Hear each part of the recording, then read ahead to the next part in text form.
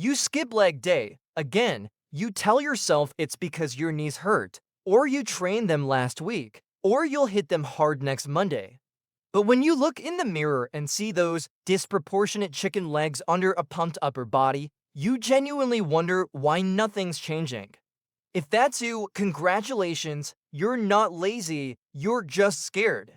And you're about to feel extremely seen. Here's the thing about leg day hatred. What looks like simple laziness is actually your brain protecting you from something way deeper. Society calls it skipping workouts, psychology calls it sophisticated avoidance. And the gym brothers mocking your calves, they have no idea what's really going on in your head.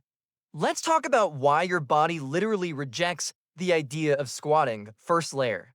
Your brain hates leg day because it's the only workout that truly humbles you. You can fake a bicep curl with momentum. You can half rep a bench press and still feel strong. But squats expose you. They demand full body coordination, core stability, and brutal honesty about your actual strength.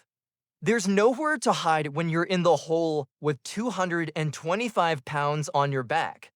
It's like your ego getting x-rayed in real time.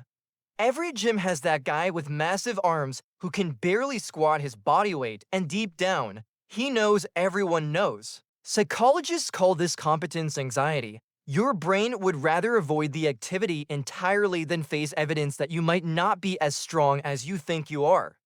So you walk past the squat rack and convince yourself upper body is more important anyway. Second layer, leg training doesn't give you immediate visual feedback. You curl your biceps, you see them pump, you bench press, your chest feels tight in your shirt. But legs, you train them hard and they just hurt for days, no pump, no mirror flex, just delayed onset misery and jeans that fit weird. Your brain runs on dopamine and dopamine needs quick wins. When the reward is invisible and the pain is immediate, your motivation system just taps out. It's like studying for a test that won't happen for 6 months. Technically important, but your brain can't compute it. Research shows we systematically undervalue delayed rewards, even when they're objectively bigger. That's why you'd rather do 3 more sets of lateral raises than 1 set of heavy squats. The satisfaction is instant, even if the result is useless. Third layer, leg day threatens your gym identity. You spent years building this upper body aesthetic. People compliment your arms, your shoulders pop in photos. But the moment you commit to real leg training, you know what happens. Your upper body lives stall. Your calories go to recovery instead of growth. Your body redistributes resources like a budget cut. And suddenly, you're not the guy with impressive arms anymore. You're just average everywhere. That's terrifying. Identity is sticky. Once you've built yourself as the upper body guy, destroying that identity feels like starting over from zero.